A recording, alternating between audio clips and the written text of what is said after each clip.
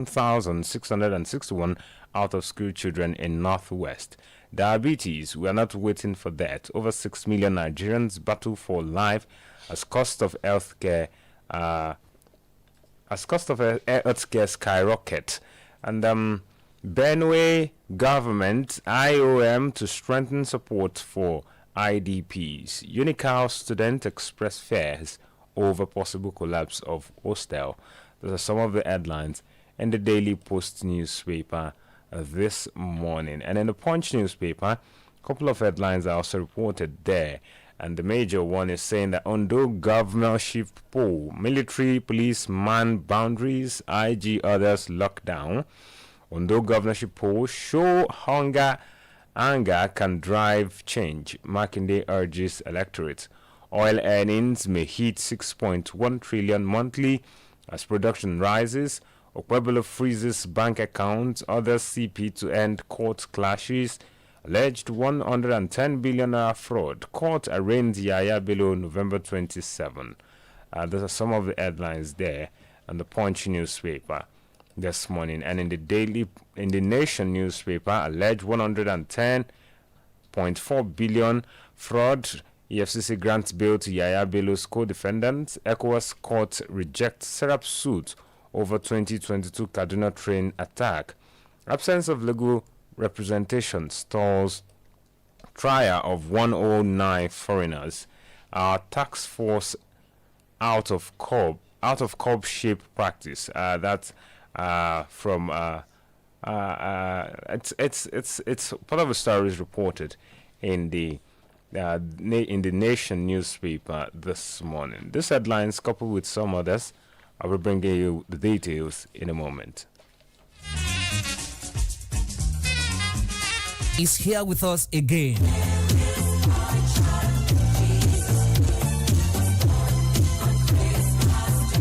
Oh yes, Adamimogo 107.7 FM Ido-Ekiti is using this medium to inform and invite children, parents, heads of nursery, primary and secondary schools, churches and individuals wishing to sponsor children and be a part of our 2024 Father Christmas show beginning from 2nd to 24th December 2024. Come and let's revel in the season of love and giving. It promises to be fun-filled. Our Father Christmas will arrive from Rome and be seated at his grotto in our station to receive children, dance and play with them. There are lots of take-home goodies and gifts from Father Christmas, as well as toys and play gadgets to make children's visit interesting, long-lasting, and memorable. For further inquiries, please contact Desmond Olaoluwa on 0806 511 4430 or Bayo Babalola on 0803 562 5812. Adamimogo 107.7 FM Ido-Ekiti 2024 Father Christmas show promises to be exciting. And welcome back. If you're just joining us, the Daily Dose on Adamimogo 107.7 FM is what you're listening to. And it's where we bring to you stories reported in the National Daily paper with the leading story, which is about the Ondo governorship election.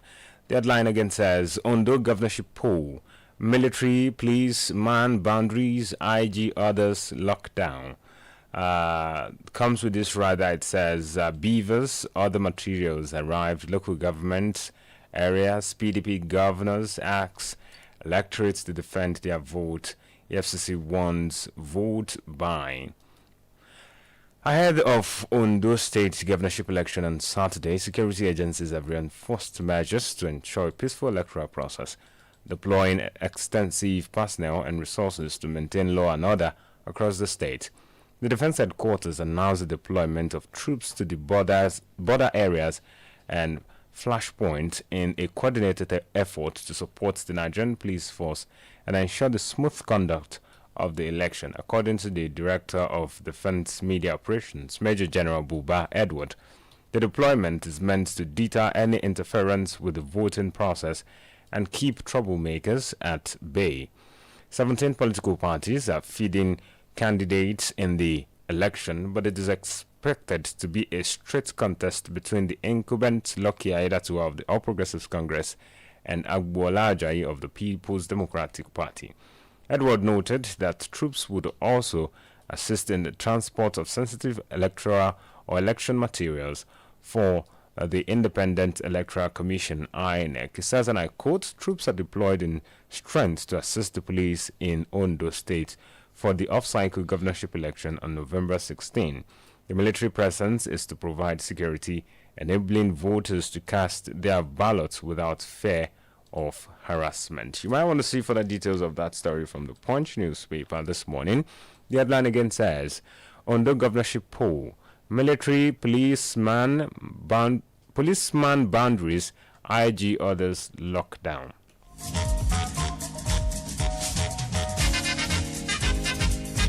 Still on the Ondo poll and still in the Punch newspaper, this one is saying Ondo governorship poll, shun hunger, anger can drive change, Makinde urges electorate. It says, in a final push ahead of Saturday's election in Ondo State, the Oyo State Governor Seyi Makinde has said that the election is a litmus test for Nigerians to demonstrate that their hunger and anger can lead to real change. He stressed that it is incumbent of the people of Ondo State to turn out in large number on Saturday to make a bold statement about their desire for good governance. According to a newsletter released on Thursday night titled "It's Time to Make a Bold Statement," the Oyo governor said that those who value good governance should vote for the People's Democratic Party in the election. Makinde argued that the PDP is the party that can rescue Nigeria and lift it out of its current economic challenges. He pointed out that evidence from PDP-governed states shows the party's ability to deliver the development needed across the country. To see further details of what the governor is portraying there, it's also detailed in the Punch newspaper this morning. Ondo governorship poll show anger can drive change. Makinde urges electorate. To disclose this, while briefing State House correspondents at the end of the council meeting presided over by President Bola Tinubu at the presidential villa in Abuja, the approval is part of the medium-term expenditure framework (MTEF) and fiscal strategy paper for 2025-2027 by the Fiscal Responsibility Act of 2007. The framework is expected to be submitted to the National Assembly as required by law, either on Friday or on Monday. Magudu outlined several key parameters that will guide the 2025 budget based on economic projections and government priorities.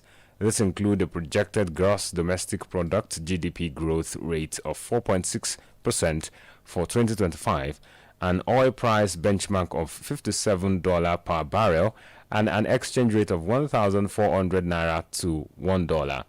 Additionally, the government anticipates oil production at 2.06 million barrels per day. In terms of fiscal strategy, the budget assumes that the government will borrow approximately 13.8 trillion, about 3.87% of the GDP, to fund key infrastructure projects and economic initiatives. Bagudu emphasized that this borrowing is part of a strategic plan to balance government spending with sustainable debt management. The minister further noted, and I quote now, "The Nigerian economy is showing signs of resilience with a 3.19% growth rate recorded in the second quarter of 2024. This growth is expected to continue through 2025, driven by efforts to tackle inflation and stabilize the key economic sector." End of quote. It stressed that the federal government's fiscal policies are aimed at strengthening economic resilience, continuing to address inflationary pressures, and provide more targeted support to drive long-term growth. And that's the story there. It's quite a long read. You can see it from the Vanguard newspaper this morning. Again, the headline says, 2025 budget, federal government to borrow 13.8 trillion naira. This is saying naira rises to 1,730 per dollar in parallel market. The naira yesterday appreciated to 1,730 per dollar in the parallel markets from 1,740 per dollar on the indicative exchange rate for NAFEM rose to 1,650 2 kobo per dollar from 1,645 naira 4 kobo per dollar on Wednesday, indicating 4.8 depreciation for the naira. The volume of dollars traded, that's turnover, in the markets declined by 9.33% to $214.73 million from $236.84 million sold on Wednesday.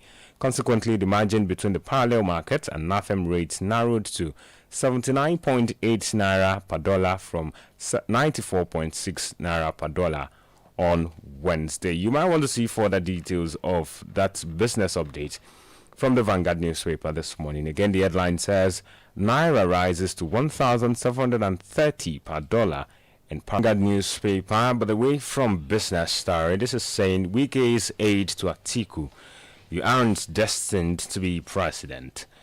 Senior Special Assistant on Public Communications and New Media to Federal Capital Territory candidate is not destined to rule the country.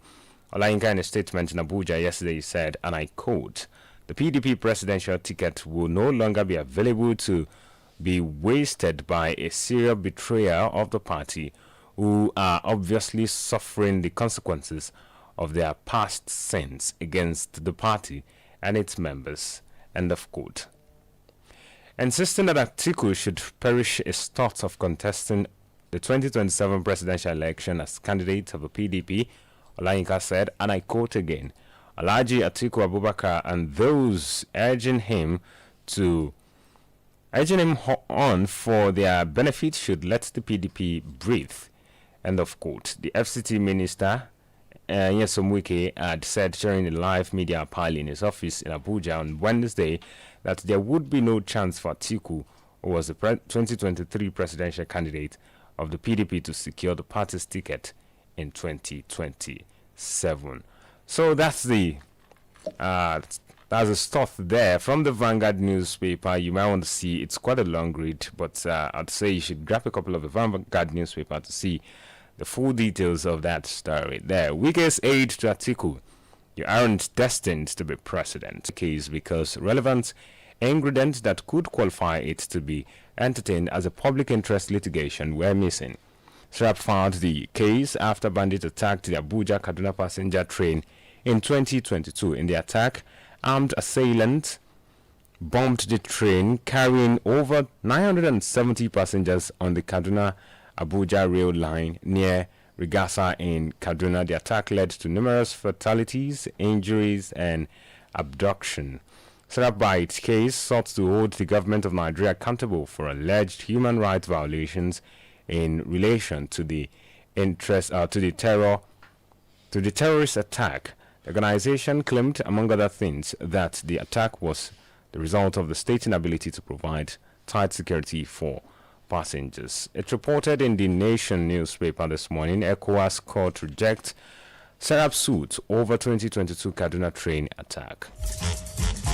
Newspaper, AU launches initiative to reintegrate 417,661 out-of-school children for children and youth in the Northwest Nigeria program, ABEP, held in Dutse, the Jigawa state capital. She noted that the high rate of out-of-school children in the region requires a holistic approach for all relevant stakeholders to ensure these children reach their potentials. It reported in the Daily Post newspaper, AU launches initiative to integrate 417,661 out-of-school children in Northwest. All right, 070470077701 or 0707276628. Those are the studio lines to call to be part of some of the things that have been read to you this morning. Hello, good morning. Hello, good morning, Mr. Oladoyin. Good morning. Blessed Adamimogo for this Friday today. Amen. Thank you. Let me advise the people of Ondo State. Real quick, your name and where you calling us from? My name is Comrade Oladoyin from Osoekiti. Please go ahead. I want to advise the people of Ondo State to vote and vote favorably. They should not follow political parties. They should follow individualistic people that can help the situation in Ondo State. I am not a politician. I'm only a sympathizer. Let the Ondo people vote favorably. The problem in Nigeria will be solved by the grace of God. But if we vote because of money, that will be problem. Chief Obafemi Awolowo said something sometime He said if the Second Republic should fail, those of you younger than my generation will not know what is called democracy. I hope it will not happen to them in those states there. Amen. Thank you. Then number two, okay. we can celebrate Fayose. It's not from Ekiti State. The people in Ekiti State that knew the what Fayose did to the workers in Ekiti State cannot celebrate him. Fayose is a pretender. Good morning, sir. Thank you for your contribution there. For all That's my opinion. All right, thank you. That's my opinion. Thank you. Thank you. That's my opinion about Fauci. All right. Let's give room for other persons to call as well. 07047007701 or 07072766278. Hello, good morning. Hello, good morning. All right. I guess the network has begun to act phony this morning. Well, in the absence of further calls, I think this is where we draw the curtain on this morning's edition of the Daily Dose on Adamimogo 107.7 FM.